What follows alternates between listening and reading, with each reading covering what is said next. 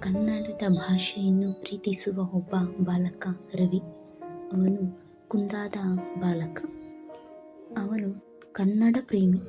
ಕನ್ನಡ ಪುಟ್ಟೆಗಳನ್ನು ಕಂಡರೆ ಅವನಿಗೆ ಎಲ್ಲಿಲ್ಲದ ಪ್ರೀತಿ. ಅವನನ್ನು ಇತರರು ವ್ಯಂಗ್ಯ ಮಾಡುತ್ತಿದ್ದರು. ಯಾಕೆ ಕನ್ನಡದಿಂದ ಏನೂ ಉಪಯೋಗವಲ್ಲ, ಪ್ರಯೋಜನವಿಲ್ಲ, ಸುಮ್ಮನೆ ಕುಳಿತುಕೋ ರವಿ, ಹೀಗೆಲ್ಲ ಹೀಯಾಳಿಸುತ್ತಿದ್ದರು.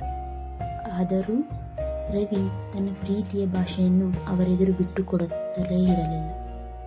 ಅವನು ಹೆಸರಾಂತ ಕವಿಗಳಾದಂತಹ ಕುವೆಂಪು, ದ ರಾ ಬೇಂದ್ರೆ, ಕಾರಂತ ಇವರ ಕಾವ್ಯಗಳನ್ನು, ಕಾದಂಬರಿಗಳನ್ನು ಓದುತ್ತಿದ್ದನು.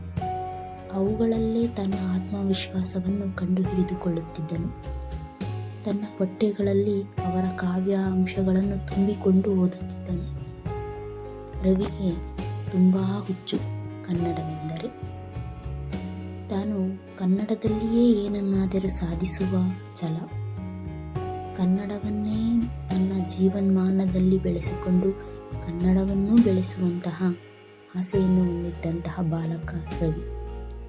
ಇವನನ್ನು ಹೀಯಾಳಿಸುತ್ತಿದ್ದವರು ವ್ಯಂಗ್ಯವಾಡುತ್ತಿದ್ದರು. ಇವನು ಏನನ್ನೂ ಮಾಡುತ್ತಿರಲಿಲ್ಲ. ಅವರಿಗೆ ಒಂದು ತುಸು ನಗು ನೀಡಿ ಮುಂದೆ ಸಾಗುತ್ತಿದ್ದನು. ಮುಂದೆ ಕನ್ನಡದ ಹೆಸರಾಂತ ಲೇಖಕರಾಗಿ ತನ್ನ ಸಾಹಿತ್ಯದ ಮೂಲಕ ಅನೇಕರ ಜೀವನದಲ್ಲಿ ರವಿ ಪ್ರೇರಣೆಯನ್ನು ನೀಡಿದನು. ಅವನ ಕನ್ನಡ ಪಠ್ಯಗಳಲ್ಲಿ ಮೂಡಲು ಪ್ರಾರಂಭವಾಗಿತ್ತು.